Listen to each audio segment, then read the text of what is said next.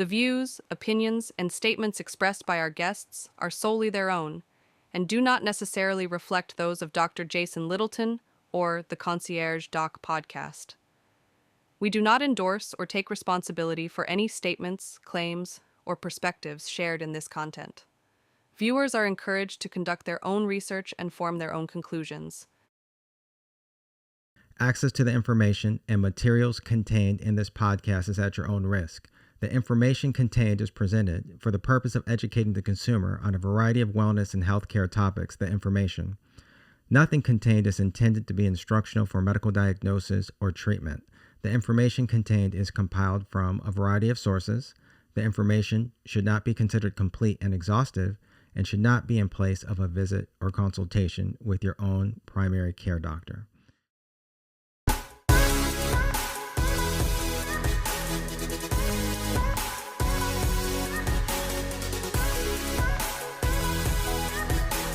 Welcome to the Concierge Doc Podcast. I'm your host, CEO, and founder of Littleton Concierge Medicine, Dr. Jason Littleton. Welcome to the podcast. Now, my guest today grew up in a town most people have never heard of, a small patch of bayou country in Mississippi, population less than 1,000. He was passed over, overlooked, almost never got a shot. But when he finally did, he never missed a game. Not once. For 20 seasons. 297 consecutive starts. 3 back-to-back NFL Most Valuable Player awards. The only man in the history of the league to ever do that, by the way. A Super Bowl champion. An 11-time Pro Bowler. A Pro Football Hall of Famer. But the reason he's sitting in the chair today has nothing to do with any of that. In 2024, he stood before Congress and told the world he has Parkinson's disease, a condition linked directly to the thousands of concussions his body absorbed across 2 decades on the field. Most men would have disappeared. He launched a podcast. He started talking louder. He chose the second act. Gunslinger, Hall of Famer, advocate, fighter, the man who never quit on the field and refuses to quit on his health. Please welcome to the Concierge Doc Podcast, Brett Favre. Brett, welcome to the show. Thanks, Jason, for having me. And thanks for that intro. Absolutely. Absolutely. I have been a long time fan of yours. I remember growing up, in Detroit. Yeah, in Detroit. I'm a Lions fan. I would just get that out right now. And listen, I've seen it too many times where the game we were about to win, Detroit Lions were about to win, and all of a sudden, last minute throw by you, and we lose, and everyone's so disheartened. I'm sorry for that. I really am. That means a lot. That heals a lot of wounds. It heals a lot of wounds. I needed to hear that. Never thought I would hear that, but it heals a lot of wounds. But growing up, I remember, being, pretending I was number 4 on the field, playing in the backyard, with my brothers and everything. And I played football. I didn't play quarterback.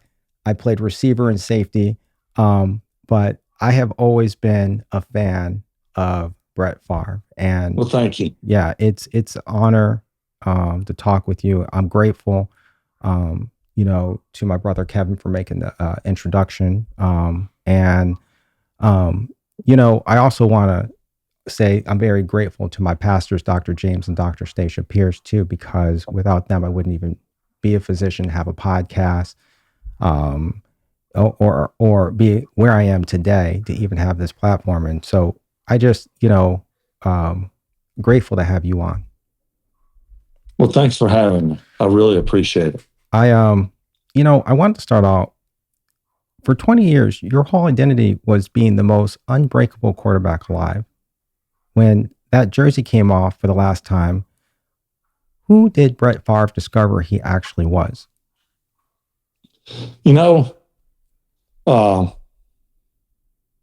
my mother and father were both school teachers in a small town, Mississippi, made very little money, had 4 kids, and sports was a big part of.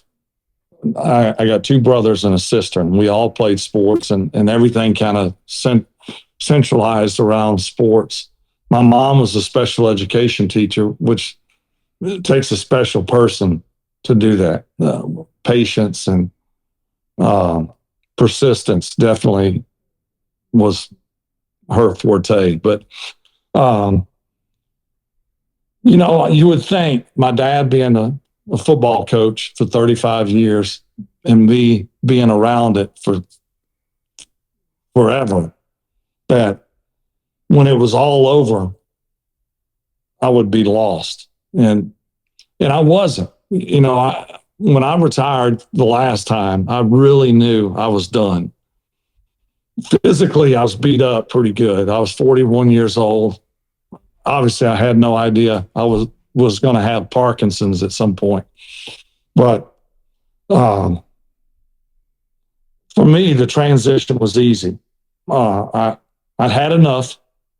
I have a great family, which was the first key in success. Because if you don't have a family, if you don't have something to occupy your mind positively, you can go absolutely crazy. And so we traveled. My 2 daughters played sports, so we were heavily involved in that. And on my property, I was keeping myself active and doing, cutting grass, weed eating, whatever. So there was a lot to do, and it was good stuff. Going to watch your kids play, taking care of your lawn. All those things are healthy. And I would have been, and still to this day, I've been retired 15, 16 years, but people ask, how's retirement treating you?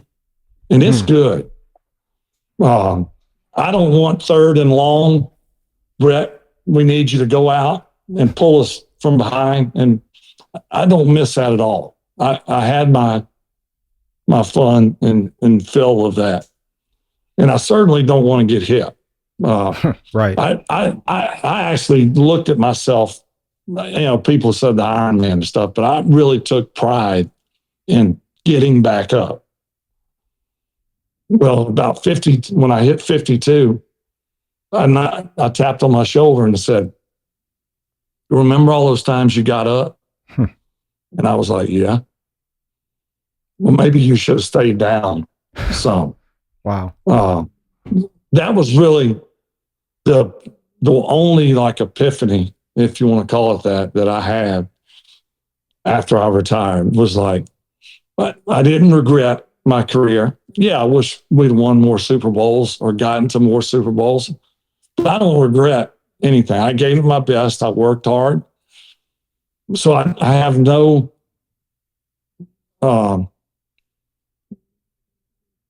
negative memories of why didn't I study or why didn't I work harder. I did that. Yeah. But I do wonder if my health would be different had I stayed down some. Yeah. But there, you can't go back. Right. When you say stay down, do you mean if you would have ended your career or retired sooner, or? Yeah, it's hard to say. It's easy to second guess. And we can all do that and say, I would have done this or would have done that had I had the opportunity to do it again. But I think more than anything, I mean probably, especially in regards to head injuries. Now, and during my era, as you well know, concussions were not considered as serious as we now know that they are. Right. It was just, I got my bell rung. I got to shake the cobwebs out. Give me a ammonia capsule and I'll be fine. Well, going back into the game after a concussion, and I think we all at some point thought of concussions as you're knocked out or you get up, you got jelly legs. Right. You know, a boxer gets, and he don't know where he is, but he's on his feet. That's obvious. But what a concussion also is you got your bell rung, you got like, you're seeing stars or you're a little woozy, but you can still play. That's a concussion. That is inflammation of the brain. And the little ones, which, Jason, I couldn't count how many times I saw stars or fireworks or had a ringing in my ear. Every time my head hit the turf, I had some type of fuzziness. Yeah. And that's a concussion. Yeah. So, I think I would have been a little more cautious. And if concussions were looked at then like they're looked at now, there were probably times I would have, like, whether I wanted to play or not, I wouldn't have been able to based on the protocol. Right. So, and all that being said, would have definitely helped for my physical health and mental health later on after football.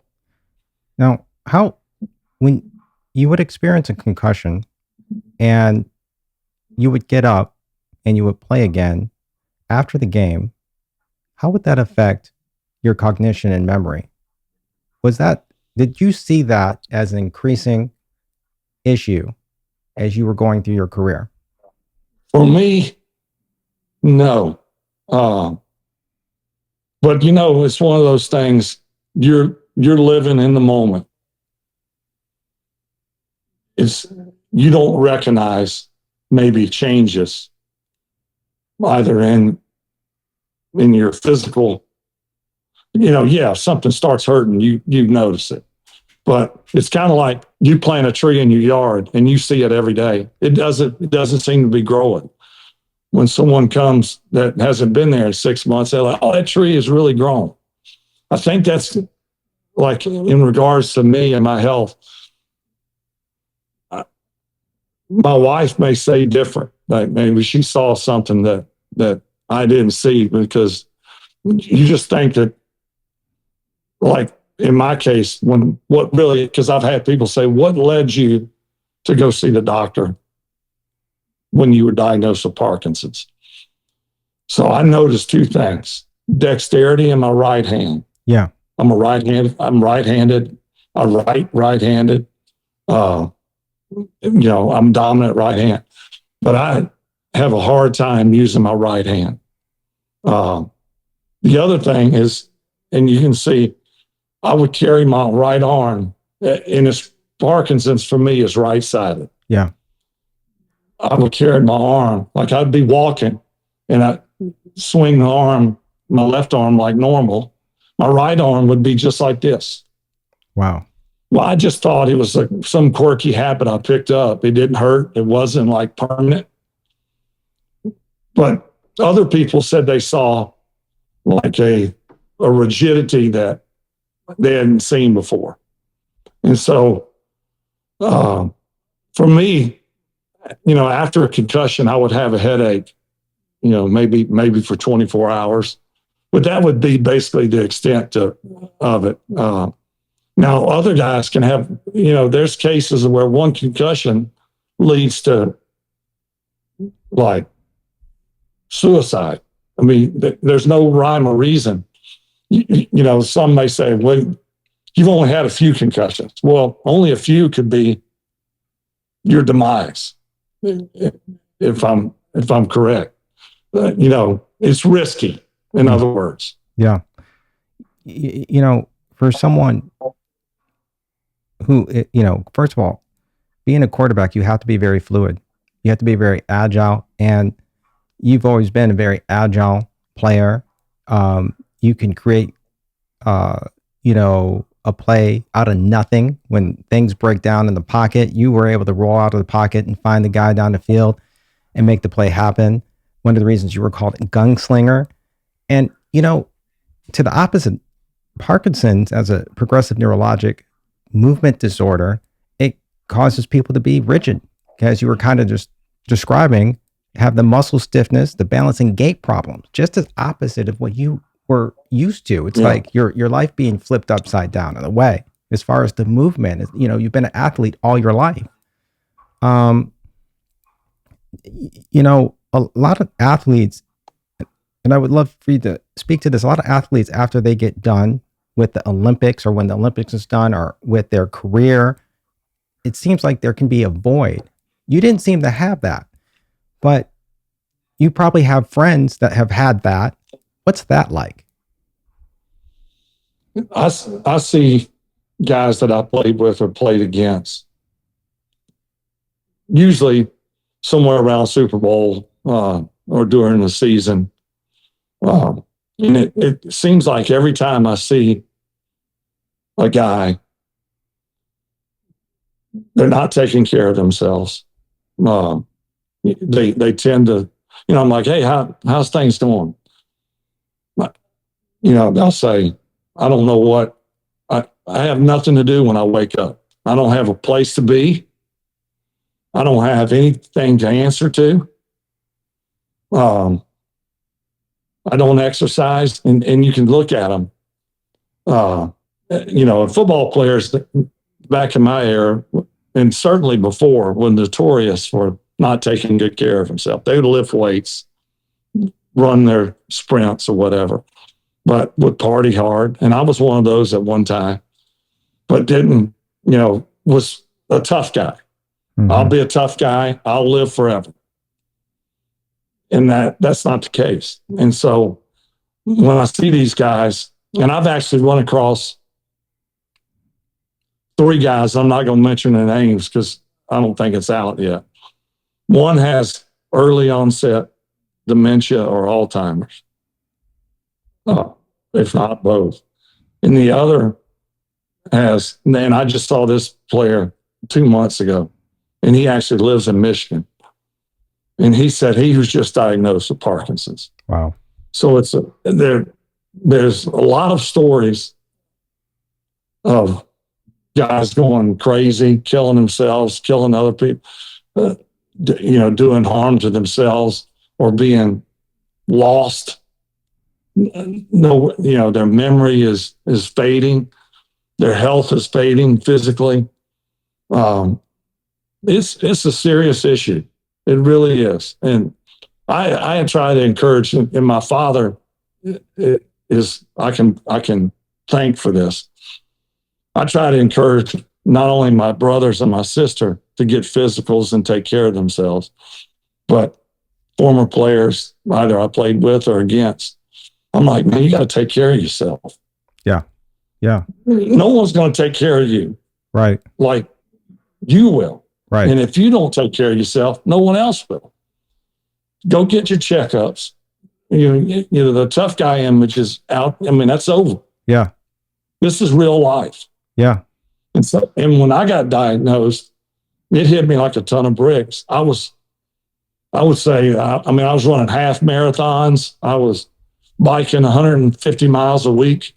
And I can't run anymore, but I bike still. But I was very active. And so to get that news, and I knew very little about Parkinson's, I thought this is the end of the world. Now, obviously, it's not the end of the world. It's a challenge. But I look at it, I'm grateful. God has a reason for Parkinson's. Maybe it's to help other people. Maybe it's to bring awareness. Michael J. Fox certainly has done a great job of that. But maybe that's the next phase of my life, to show that there are other treatments out there. And I'm not going to sit idle. Yeah. Yeah. I'm going to do whatever I can to slow it, stop it, or deal with it positively. And so I'm looking at it as I'm grateful. Jesus has a reason for it. I'm going to keep fighting the good fight and see where it takes me. I love it. You're a Christian just like I am. Jesus is my risen Lord and Savior as well. And that's awesome. I love it. What was it like when you went before Congress in 2024 and told them you had Parkinson's and you brought awareness to the disease then? What was that like? It was not my cup of tea. I won't be a politician. It was, there wasn't near as many people as there would be in Lambeau or Ford Field.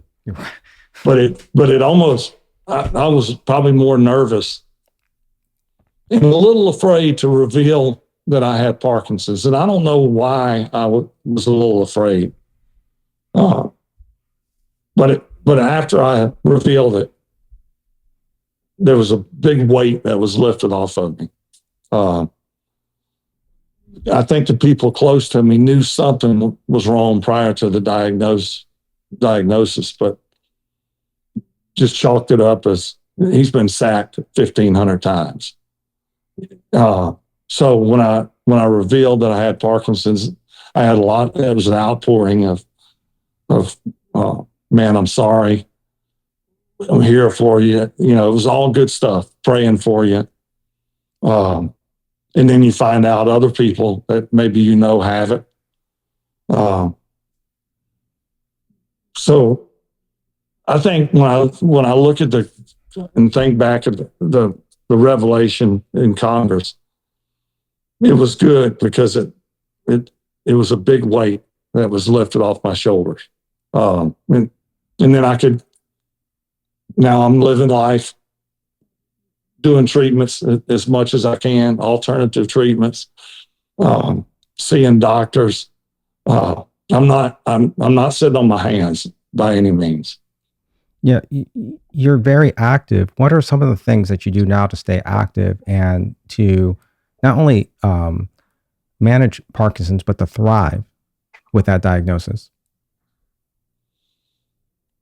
Well, I've met with 5 Parkinson's specialists. And all 5, I was hoping for the Holy Grail from one of them. But they all said the same thing. What you're doing is the best thing you can do. And that is exercise, exercise, exercise to counter, as you said, the rigidity and the mobility part of it. And in 3.5 years, it's hard to say how much I've progressed, but I have progressed faster than I would hope. I don't know a percentage or whatever, but I know my right arm is getting harder to use. Turning in the bed at night is getting harder on my right side. I don't know if I would call it a lack of feel or whatever in my right leg, but it's like it's partly numb, as best I can explain. And that's all sort of new. So, as I understand it, the exercise part of it, I wouldn't say cures it or stops it, but it's fighting it. Yeah. Because when I went to, you and I have spoke before this podcast, and I was in Europe for 2 weeks. Yeah. And did no exercise. Was there to watch my grandson play soccer. And I typically do something every day. Yeah. And I was going stir crazy. Yeah. But when I got back home after 2 weeks, I got back on my bike and I felt like a 2x4. I was so stiff, like in 2 weeks. And it's a little frightening how it can overcome. And well, I mean, God forbid I'm off 3 or 4 weeks because it was all I could do. Like every morning I walk, we got a little gym in the house. Yeah. And we have a pull-up bar. Yeah. And I do it every day. Yeah. when I first hang from it, there's about that much space between my feet and the floor. And I just hang. Yeah. In 30 seconds, 45 seconds, my feet are on the floor. Yeah. And so after 2 weeks of doing nothing, when I came back, my feet were like that far from, I had like constricted. Wow. Like 3 inches. You were so tight. I'm dead serious. And that was a revelation that is, pretty frightening. Do you think, like, you went public urging parents not to let kids under 14 play tackle football. I want to know a little bit about that. Now you're living with the Parkinson's diagnosis.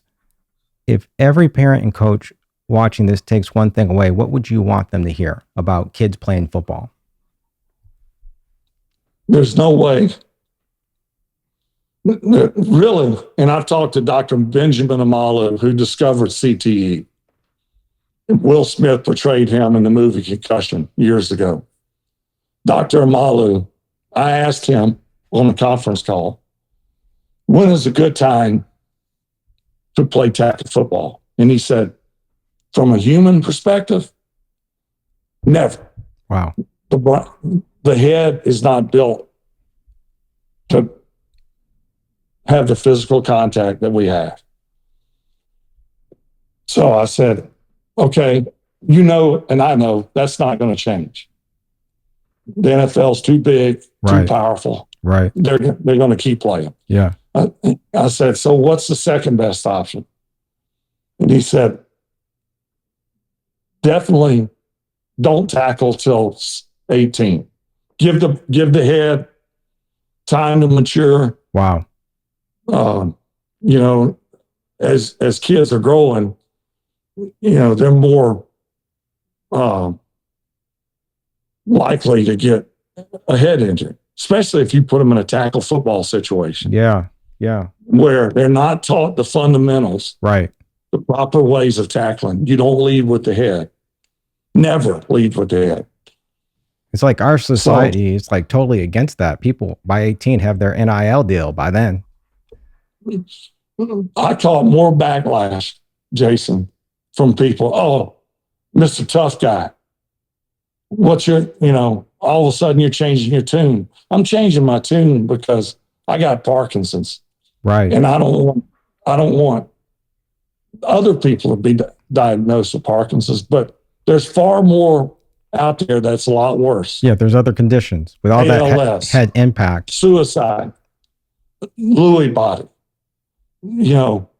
So head trauma, as I tell them, is a contributing factor to Parkinson's, ALS. So the less head trauma you have, the better your odds are of, unless it's a genetic thing in your family. So we as adults have to protect our kids. Yeah. And one thing, and most important thing I would want people to take from my situation is I'm not going to expose my kids to head trauma until they're 18 years old. Yeah. Yeah. Yeah. I mean, that, kids in middle school are getting concussions all the way up to high school, college, and it's a scary thing. It affects their academic, social life, really, really everything. And I know people will say, well, technology and helmets are getting better. But still, as far as I'm concerned, there's still such a great risk. No question, Jason. No question. And I tell people this all the time. I say, you can trip walking out of your house and hit your head and get a major concussion. Right. Kids on the playground, they're rambunctious. They fall down the steps. They get slung off of the merry-go-round. They get a head, a concussion or, get dinged or whatever you want to call it. So it can happen. But we as, people that can protect them should do all we can possibly do to keep them out of harm's way, and still let them be kids. Right. Let them play on the playground. Stuff happens. But when you go out and you put them in pads and a helmet, the common theme, and I've seen it, you've seen it, is the coach is yelling, "Get in there and tackle that kid." He doesn't teach him the fundamentals. Right. I mean, you're throwing gasoline on the fire. Yeah. And the kid, he's just doing what he's told to do. Right. Right. So it's got to change. Yeah. And, like, there's a lot of pressure out there. And like I was saying, now that,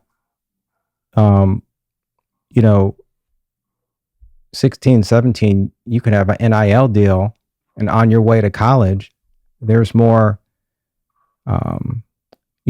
pressure to perform and to succeed in such a demanding sport, a demanding impact sport. It's society definitely goes countercurrent to what we're talking about. It's like, money trumps common sense, if that makes sense. Yeah. It's like, it does. There's so much money in the NFL. There's so much money in the NIL that the common sense part of it is like non-existent. Like, son, you had a head injury. You banged your head on the center field wall in baseball, but you're getting $3 million NIL football. That was baseball. We're fine. You're a millionaire now. And the last thing that player, or certainly the adults around him that are pushing the envelope, or not, they don't even want to mention concussion. They don't even want to mention head injury. Yeah. And at some point down the road, I would think that kid who's now an adult is like, now I don't think NIL's been around long enough to see what results it has later on. Yeah, no, it hasn't. It hasn't. But that's I interesting. think it's going to be kind of like the lottery. Yeah. You see, where are they now after winning the lottery? And a lot of times they're broke, they're down on their luck. Yeah. I hope that's not the case for these kids and their families, but I often think that it may lead to more harm than good. I mean, people are making money for their talent, and I'm all for people making money. I'm all for people making money for their talent, without question. But at what cost? Yeah, at what cost? At the other side, and so people have to perform at an early age and put their body through serious trauma in order to be at that elite level. And then, like you said, at what cost? I mean, what do we get wrong about when this is over? What do we get wrong about the mental and emotional side that people go through? Once you're done, once the sport's over, you're 50, 60, 70, now you're kind of paying the piper. I'm not saying you specifically, but people in general, after they put their body through that type of situation. Yeah, you're absolutely right. And I don't know, I'm not smart enough to figure out how we fix this, because I think there's a lot of things are in motion. Like the NCAA, I hear that they may eventually dissolve, and then it'll be up to the universities. But I mean, there's so much money involved, and people get blinded by money. and that's all they can focus on. And, oh, he'll be okay. You know, put some ice on it. He'll be fine. We got to get him back out there. Yeah. And that could be the demise for a lot of these athletes. So we may see some of these diseases and conditions, cognitive, Parkinson's, and others earlier on, because now, in a way, NIL deals are kind of like being professional, you know, and even Absolutely. though, you know what I mean? So now you're performing, you're accelerating that trauma, that experience at a much early age, 17, 18, 19, college years. You don't even need to go pro now. And now people, once they finish college, if they don't make the league, they still carry this trauma with them on their bodies. And in my experience, you see a lot of athletes getting knee replacements, shoulder replacements, severe arthritis, and again, memory issues, cognitive issues. You see this all the time. I see it all the time. Yeah. You mentioned arthritis. I've had 2 back surgeries on top of the rigidity and stiffness symptom that I have with my Parkinson's. So the back is a separate issue, but it's also interconnected. And when my back, it kind of goes up and down now. Some days I'm like, I turn the corner, I'm feeling great. And the next day, for no rhyme or reason, there's a sharp pain in my back. Yeah. And that's the arthritis and the rigidity and stiffness all lumped into one. But you're right. Football, athletics, and just getting old. Yeah. Whether you played sports or not, stuff is going to start going wrong. Yeah. Yeah. But from a football perspective, I think you're absolutely right. It's going to happen earlier. Right. It's going to happen earlier. Because they pay you X number of dollars. They want results. And results mean a physicality that has been there for a long time. But here's an example. So there's now, and you may be aware of the protocol the NFL has put in place. There is at every game supposedly an unbiased neurologist that observes the game. And he is observing the game when he thinks a concussion was taking place on the field. Maybe the kid can still play. Maybe, it's a small concussion, if you want to call it that. But he has the authority to remove that player from the game. I don't know how much it's happened. I just know that's, and I don't know if that's the exact definition of the protocol, but what would happen if we were in the Super Bowl and Tom Brady got dinged? Wow. Right. Is that unbiased neurologist going to make the right decision?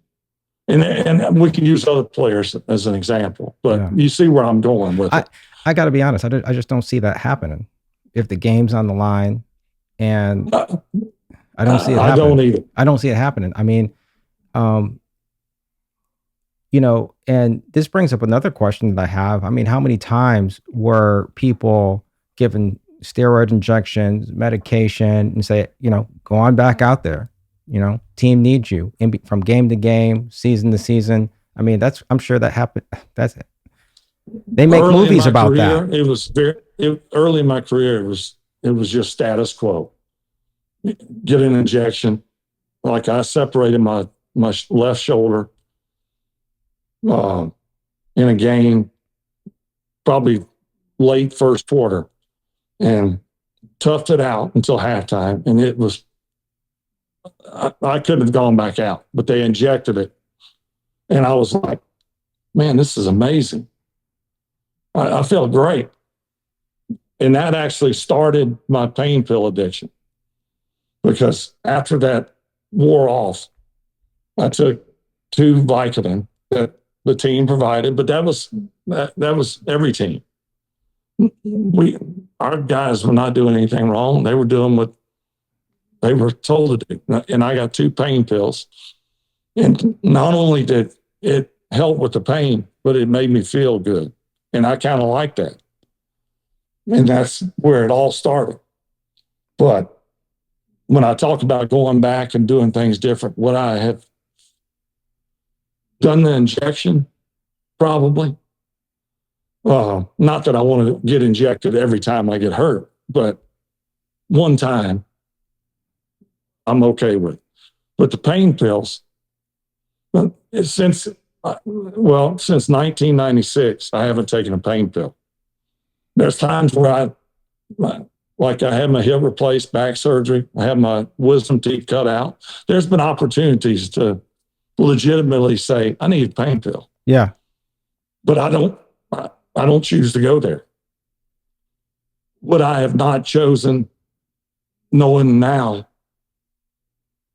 what I know, would I have said, I'll do the injection, but I'll tough it out after that? Wow. More than likely, I would have not taken the pain pills, certainly knowing what it led to. There's got to be a lot of people in retirement, NFL players, NHL players, all sorts of athletes who've dealt with a lot of trauma, who are struggling with addiction to pain medicine. That's got to be, we know that's a big issue. Well, we just saw Tiger, and I'm not picking on Tiger. The guy is in major pain. You can just look at him and see it when he walks. And we know about him. He's had multiple surgeries on his back. He's had multiple surgeries on his leg. Now, was he wrong in driving impaired? Absolutely. But what is the alternative? And so for the football players, the physical part of it definitely takes its toll. I would say, and I don't know this for certain, but guys that make it to the league, I would think what ends their career. Like in my case, it was a decision. Yeah. I'd played 20 years and I decided enough was enough. Yeah. I would think that that's the rare way of going out. I would think most of the time an injury leads to your departure. Yeah. And it may be an injury that leads to a different injury that ultimately they're like, you just can't stay healthy. Yeah. So the physical part of it, I think, takes its toll immediately. Yeah. How long you play remains to be seen. But the result of that is alcohol, pain pill, the abuse part of it. And granted, you have a good reason to start. But, you leave the game, you got nothing else to do but deal with your pain and trauma. Bad things are going to happen. I'll be honest with you. I've watched less college football than I used to. And I don't watch a lot of NFL football. I'm not around, even though I live 10 minutes from the University of Southern Mississippi, where I went to school. I don't go to practice and hang out. But so I go, basically what I hear and see on TV is where I get my information. But I think you can't blame the kid for the state of college athletics. But you said this, I am seeing, like, some of the local high schools, the colleges are giving them NIL money as a junior. And in some cases, that player that was committed to that university that gave him that NIL money, he ends up going somewhere else, which to me throws a wrench in everything. Like, does he give the money back? Does he give the car back? Yeah. The NIL started out as a lack of a better term, you endorse my car lot, and I pay you for your name, like, image. Yeah. It was like, give something or get something for giving something. Now it's like, here's a briefcase. Come play at Tennessee or wherever. Yeah. And it's a huge responsibility for a kid to take on. And I just think that even in pros, I see guys waste not only their talent, but money. Yeah. But I had a really great agent and a grounded family. And the first thing, when I got my first signing bonus, was $450,000. I'll never forget. A lot of money, still a lot of money. And I was like, wow. Now, I had $23 in my checking account before I signed that contract in Atlanta. Wow. $23. I didn't know how to write a check. And quite frankly, I never needed to write a check because I didn't own a car. My first car I bought was my first contract. Wow. But when I looked at that $450, I was blown away. From $23 to $450,000. And my agent said, I want you to remember one thing. Half of that, or roughly half of that, is not yours. Huh. And it was deflating. What do you mean it's not mine? Well, it's the government. You got to pay taxes. And so he said, I suggest to you that you have the club take the taxes out so you don't even know what's missing. Mm-hmm. And so what your check says is what you actually put in your pocket. Right. And that was great advice. Yeah, that is good advice. Everywhere I played, I just had them take the taxes out because I didn't want to see $450. Yeah. And then come back, in April, and they say, hey, you owe me $225,000. After it's spent. Yeah. And I'm like, well, I bought a house with that. Well, you better go dig up a shoebox with money in it. Yeah. And, so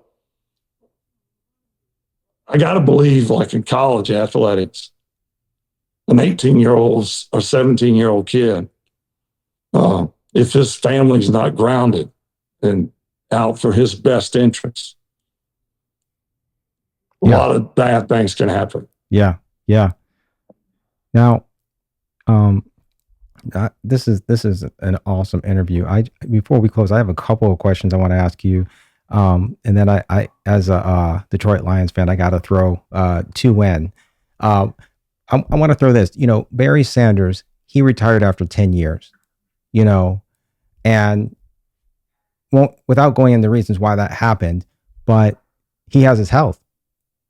And are you in favor of people retiring early? I'm in favor of people doing what they choose to do and are okay with it. Oftentimes you go out on other people's terms. Yeah. Like I mentioned earlier, you can't stay healthy. You're not producing. They love you, but you just can't complete a pass. Yeah. You can't make the right decision. I was shocked, like most people, when Barry retired. I'll be honest with you. I was there. There was deep inside. I was because the guy, you could put him in a phone booth with 11 guys, and it would take 5 minutes to touch him.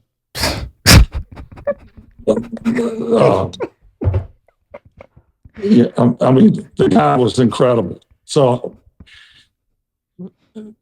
I love Barry, and he's a friend. I wouldn't want to have to tackle him. Lord knows I couldn't do it. But he went out on his terms. I know he would love to have won a Super Bowl. Yeah. But the things that maybe people think are most important was obvious that it's not the only thing. And like, he could have had the rushing record. He could have had, but he had a good career, a great career. Yeah. And he got out when he wanted to get out. Yeah. And I commend him for that. Yeah. So do I. Yeah, awesome player, and it was awesome watching you guys play together. When you guys play together, I got to ask you this. I ask everyone on the show, and this is a portion of my meds protocol: move, eat, drink, sleep, sponsored by Littleton Concierge Medicine. I ask everyone on the show, how do they move, eat, drink, sleep? And you've talked a little bit about this, talked about the bar hang, but I want to, in terms of how you stay healthy now and going forward the rest of your life, what are some tips you can share with our audience that can help other people, not just with Parkinson's, but overall, in terms of your personal tips, how you move, I would eat, say drink, sleep? The number one tip I could give, and I say, and you know this better than I, it's a little costly, but when you talk about your health, what are you not willing to do to be as healthy as possible? And I'm often shocked that people are not that eager to be super healthy. Like, that costs $15. Are you kidding me?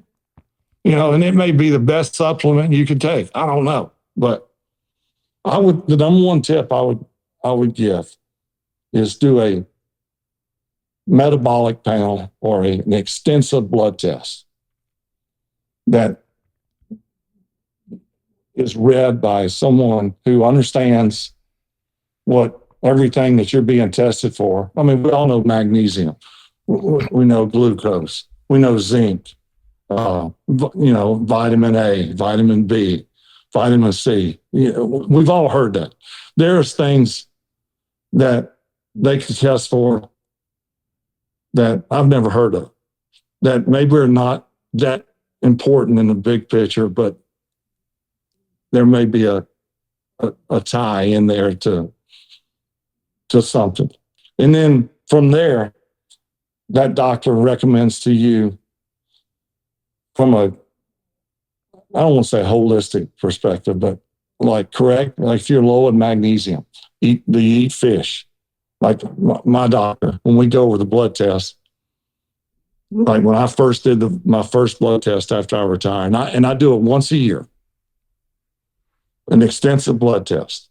And I know after that blood test and meeting with my doctor, we go through it all, where I'm deficient.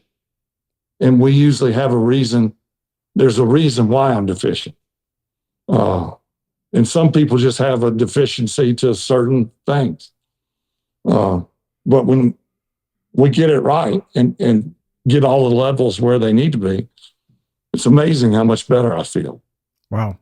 My glucose is higher when I've been eating a lot of sweets. So I know that when, I go in for my results. But there's history of heart issues in my dad's side.